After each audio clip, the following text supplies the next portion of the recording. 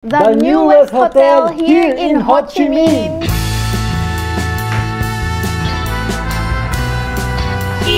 Oh, narinig nyo? Ganyan po ang Vietnam streets. Dito na namin i-end ang Vietnam trip at Vietnam series. Thank you for watching. At nandito tayo ngayon sa isa sa pinakabagong hotel dito sa Ho Chi Minh. As in, kaka-open lang niya. First week of October. Oo, di ba? Bagong-bago. Alam mong bago pa eh. Tapos, ang ganda ng room namin. This is actually a suite. Kin Hotel pa rin ito. At dito tayo mag-spend ng ating last day here in Ho Chi Minh, Vietnam. At bago yan, itutour namin kayo sa room or sa suite. Sobrang ganda as in, guys. Let's go. Pagkapasok, guys, kitang-kita ka agad na sobrang luwag. Pero dito muna tayo sa aking left. Siyempre, ang ating bathroom. Yung bathroom nila, guys, dito pa lang makikita mo na special siya. Kasi hiwalay ang toilet at ang liguan at ang shower area. Hindi lang yon. Bukod sa may shower area dito, meron pang bathtub na sobrang laki. Tapos, meron siyang ganito. Which means, pwede ka dyan manood, pwede ka maglagay ng tablet mo dyan, laptop, phone, at pagkain. So, sobrang relax nun, di ba? So, di ko alam kung magagamit natin yan later, pero let's see. Siyempre, may sink dito. May sink dito at salamin.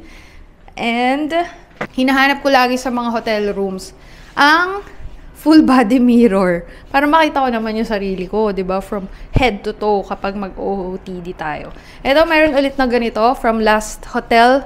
Meron din sila nito. Kasi siguro ito yung flavor ng Kin Hotel. May mga ganito sila. And then, after that, usog tayo dito. Meron silang upuan pag magpapalit ka ng shoes. And merong sleepers sa ilalim. Ito, suot ko na. Siyempre, pag magpapalit ka ng sapatos, diba? Para hindi ka mahirapan na nakatayo ka, gano'n. Merong desk na may magandang upuan. Pwede ka mag-work dito. And may pa-welcome. Thank you. Xin Chao, Jamie Echano. Ako yun. Xin Chao! Xin Chao! Move tayo dito banda. Merong safe. Merong weighing scale na hindi natin gagamitin kasi ayoko malaman ang aking timbang ngayon dito sa Vietnam. Tapos lalagyan ng gamit and damit. Tapos may mga sampayan dito and bathrobe. Ito yung wala sa last hotel namin sa Kin Hotel Dong Du. Walang bathrobe doon. So dito merong pa bathrobe. Actually guys, nakalimutan ko no. This is Kin Hotel Hai Bat Trung. A few steps away lang dun sa una naming hotel. At again, this is sponsored. So, thank you so much, Kin Hotel. Pwede nyo ito mabook sa Kin Hotel mismo na website. May 10% discount kayo using my code JAMIMOY. Pwede rin Soral. And then, kung ayaw nyo naman dumiretso sa website, kasi minsan mas mura sa Agoda and Klook, check nyo na lang kung saan kayo mas makakatipid. Lahat naman yun, may codes kami. Okay? Ganon. Dapat lagi nyo titingnan kung saan yung mas magandang deals para mas sulit yung stay, diba? Kasi pare-pareho lang naman yung makukuha yung rooms at different prices, depende nga sa deals kung saan nyo siya ipobook. Okay, let's continue our room tour. Bed na napakalambot, guys. Hindi siya yung malambot na annoying na parang lulubog ka, ha? Kasi humiga na ako dyan kanina. Napaka-comfy ng pakiramdam. Oh, parang kang nasa marshmallow. Ganon. Tapos, syempre, white lang para malinis, 'di ba? Para kitang-kita natin kung madumi ba o malinis. Pero so far, it's super clean. And bago nga lang kasi yung hotel. So, alam mo yun, parang feeling ko, isa kami sa unang naka-check-in or naka-try at naka-experience nitong Kin Hotel Hai Bat Trung. Kaya we're so grateful for the opportunity. So, super highly recommended. Ang ganda talaga din. Di pa tayo tapos sa room tour, pero sobrang nagagandahan na kami. Even the entrance, ang bait ng mga crew or yung staff, super helpful sila. As in, parang feeling VIP ka. Even dun sa unang Kin Hotel namin. So, yun. Ito na. Tig-dalawa ang unan, which is my favorite. Alam nyo na yan, guys. Kung napanood nyo na yung ibang mga vlogs namin before at may room tour, lagi kong sinasabi, gustong-gusto ko pag tig-dalawa ang unan. Kasi yung isang unan, pang-hug ko, yung isa sa ulo. Okay? Ay, sorry. Nakalimutan ko. May pa-accent na red. Very elegant na naman. Feeling ko ganun talaga si Kin Hotel. Si Kin Hotel, ang flavor niya para sa akin is elegant. Recommended siya especially for first-timers para magandang-maganda yung experience nyo. kung first timer kayo katulad namin. And kahit hindi first timer, 'di ba? Kung gusto niyo talaga ng super relaxing, magandang room, magandang service, I think Kin Hotel maganda sila. Okay, moving on to, sabi sa inyo, yung haba ng room namin, 'di ba? Nakalimutan ko, may TV tayo syempre. Malaking television. For sure, smart TV to, katulad dun sa isa kanina. Kita ka ba dyan? Smart TV yan. So, makakapag-Netflix, Disney, Amazon, NBA, katulad niya. And we have color blue na super cute upuan dito, couch, di ba? Papahinga ka lang, magbabasa ka dito ng books or whatsoever, kung anong gusto mong gawin. And may view tayo sa labas. Kita yung street. Gusto mo ma-feel yung Ho Chi Minh Street, kalsada feels, silip ka lang dito. Last, ito na. Pinaka-cute para sa akin na spot dito sa aming suite, itong part na to. Kasi, may complimentary coffee tayo, instant coffee, mineral water, super cute ng spot. Parang ang Instagrammable dito, no? Tapos yan, pwede ka magbasa ng mga provided nila na magazines. Gusto mong mag-lounge lang dito, ayan, dun sa upuan kanina, dalhin mo dun yung magazine, habang nagkakape. Ganda, diba? Perfect! Guys, sa sobrang bago nito, nakita ko sa Agoda, 10 pa lang yung nagre-review. Kaya if napanood nyo na to dito sa channel, is take advantage nyo nga. Kasi minsan nag-aalangan tayo dahil 10 lang yung nag-review, di ba? Ito, first hand experience namin, ang ganda talaga. Sobra. Sulit to. Kahit nasabihin mo. Kasi nag-iba-iba yung price niya. Depende sa dates, no? Pero yung experience, yung binayaran mo dito is you get your money's worth. Yes. Kasi nga, ang ganda ng service dun sa baba pa lang. Tapos itong suite mismo, sobrang comfy magstay dito. And maganda rin yung location. Nandito pa rin tayo sa District 1, di ba? Kung saan malapit lang yung first hotel natin. Tapos yun, nilalakad-lakad lang namin yung mga kainan dito. Pati yung mga spots like yung Opera House ba yun? Tama ba ako? Oo. O pati yung apartment, coffee apartment. Ang lapit lang dito. Diyan lang yung Saigon Opera House. See? Sobrang ganda for first-timers. First-hand experience. Gustong-gusto namin yung Kin Hotels. And malamang, if given a chance, dito ulit kami magbubuk kapag babalik kami ng Ho Chi Minh. For now, is kain muna tayo. Sama pa kayo, marami pa tayong gagawin today sa ating last day here in Ho Chi Minh, Vietnam. See you!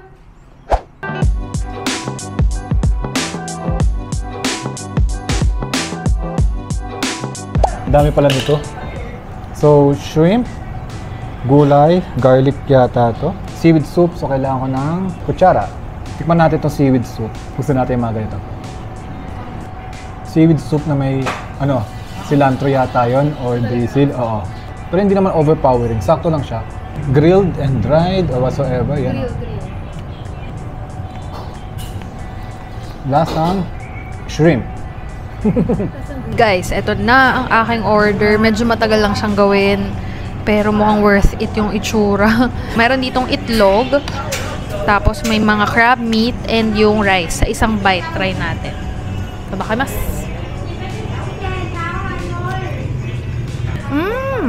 Again, hindi na naman maalat. Savory na naman yung pakiramdam sa akin. So, another bite. May mga herbs, but it's not overpowering. Okay siya sa akin. Masarap siya. Nice.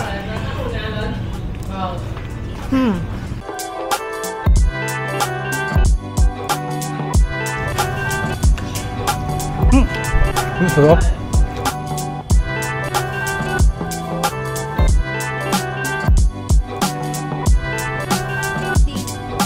Overall damage namin, is 478,000 VND. So mga medyo costly din siya, mga 950 pesos. Pero crab at shrimp na yun At ang dami ng crab fried rice, kaya sulit. Parang good for two, no? Oo. At tama nga siya, hindi ko kayang ubusin. Kaya yung halos kalahati nung in-order ko, siya rin yung umubo. So, ganun kami, nagsishare kami ng food para matikman lahat. So, ayan guys, kung gusto nyo matry, ayan yung pangalan. Hindi na naman namin mabanggit. So, yeah. Kain pa tayo at magkakape pala. Hindi pa tayo nagkakape. Yes. Tara, kape tayo. Let's go! Dito.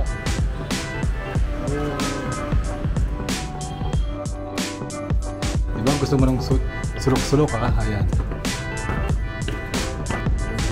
Let's go.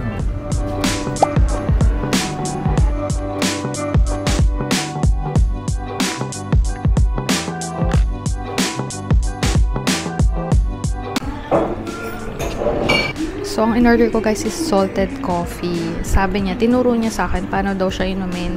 I have to stir it well before inumin kasi nasa ibabaw yung salt yata or yung tsaka yung cream.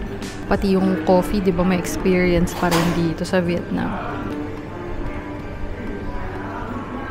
Very creamy, slightly salty, and malakas yung kape. Just the way I like it. Ice Americano kasi. Yun o, itim na itim. Di ba? Grabe. Tikman natin. Ah, sarap. Sarap. Mukhang matapang yung ilalim. Haluin mo kaya? No. Sarap. Hindi pwedeng matapos ang Vietnam trip without trying the banh mi. Sabi nila, overrated daw yung banh mi. Sabi naman ng iba, masarap talaga siya. So, let's try it for ourselves. First time namin kakain ng banh mi dito sa Ho Chi Minh, Vietnam. Siyempre sa authentic tayo, dito sa street vibes. Nakaupo talaga tayo, nakasalampak tayo dito sa maliliit na upuan. Thank you! At ito yung drinks na in-order ni Jan. Parang nasa pitchel na maliit. Ay, hindi pala pitchel. Timba. Oh, timba na maliit. Tapos, ako naman nag-strawberry lang. Yan. Ayan na. Niya. Sakto habang vlog natin, dumating na yung order natin. So, ang in-order ni John, yung parang, ito, hindi ko alam anong tawag. Isasawsaw niya yung tinapay dito sa soup na to. So, ako naman, ito to go to pero pwede naman kainin dito. So, ito talaga yung banh mi. Ang tigas ng tinapay, parang baguette. Parang French baguette na tinapay. So, tara, try na natin to. Siyempre, yung banh mi, maraming laman na gulay. Tapos, yun nga, sabi ko, di ba parang matigas na... Grabe pa ni gulay talaga. Tapos, shit, ang tigas na tinapay. Paano ba ito kainin? Tingin ko, dapat makisawsaw ako sa'yo kasi wala siyang lasa. Parang merong custard cream sa loob. Tapos, merong maliit na meat na hindi ko alam kung ano yun. Refreshing siya for some reason. Kasi ang daming fresh gulay. Yung gulay niya is malutong. Sarap nguya eh. Try natin yung order ni John. Tikman muna natin yung soup niya. Natatakot ako. Tikman natin.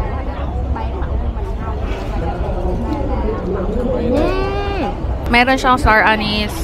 Tapos may mga spices na hindi ulit strong. Kaya ko siyang kainin. So, eto siya guys. Bagay siya sa tinapay siguro. Try natin with the tinapay.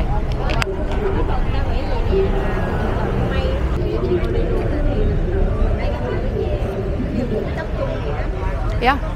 Palagi silang may cilantro. So, yun yung nalasahan ko. Tsaka parang may star anise. And medyo, tomato-based ba ito in order mo?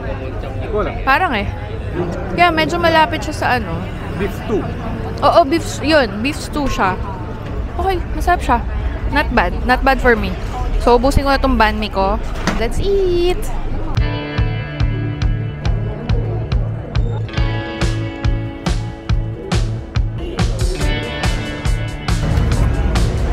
$140,000. Here! May mga ano pa ako ng banh mi, di ba? So, makalat pala kainin yun. Thank you! So, ito na. Nasuklian na tayo, guys.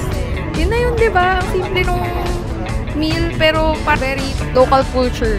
Galing, saya. Tara na. Thank you. Come on ya. Tapos na. Naka-experience tayo nung ganun. Yun yung gusto kong matry bago umuwi eh. Nakaupo lang kayo sa maliit na mga upuan, tapos may table kayo na maliit din sa gitna. Yun, tapos nakasalampak lang talaga kayo sa sidewalk. As in, sidewalk yung pwesto, di ba? Pag umaga wala to eh. Ngayong gabi lang siya nagbubukas kasi dumadaan kami dito pag umaga wala siya. Kaya binalikan namin ngayong gabi for our dinner and last dinner dito sa Ho Chi Minh, Vietnam. Ayan guys, so dyan kami kumain. Ang sayang pangtapos ng Vietnam trip at ng Vietnam series na to. Quickly, papakita lang namin sa inyo yung airport and yung lounge na tatry namin mamaya. Pero mas gusto kong i-end yung vlog, itong Vietnam series, dito sa streets ng Ho Chi Minh, Vietnam. Kasi ang ganda talaga ng feels. Very lively, buhay na buhay. Parang mas buhay pa kapag gabi kesa sa umaga. Totoo. Diba? Tsaka very mailaw. Tapos parang all day, every day, yung kalsada nila buhay na buhay sa motor, sa mga sasakyan, sa mga vendors. Sobrang daming vendors. Tapos ang problema ko lang talaga yung mga nag-iwasi eh. Ang dami. Kung sensitive ilong nyo sa smoke, sa smoke ng sigarilyo, medyo mag-mask na lang siguro kayo. Pero kung kaya naman, just go enjoy the streets of Ho Chi Minh, Vietnam. And we'll definitely be back here in Vietnam kasi nag-enjoy kami. Even may mga hassles, may mga scam, may mga mishaps, tapos medyo nagkasakit pa ako ng one day.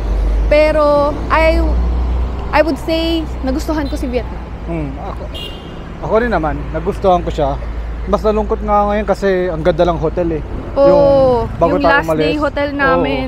Sobrang ganda, tsaka very VIP treatment na naman po kami. Oh, narinig nyo? Ganyan! Ganyan po ang Vietnam streets. Very buhay. Very masaya. So, yeah, see you again sa next vlog. Dito na namin i-end ang Vietnam trip at Vietnam series. Thank you for watching. At up next, nako, ito na. Up next, guys. 1, 2, 3, go! South Korea! See you there. See you sa mga vlogs at see you sa podcast. Thank you so much. And subscribe! Bye! Bye! Thank you for watching!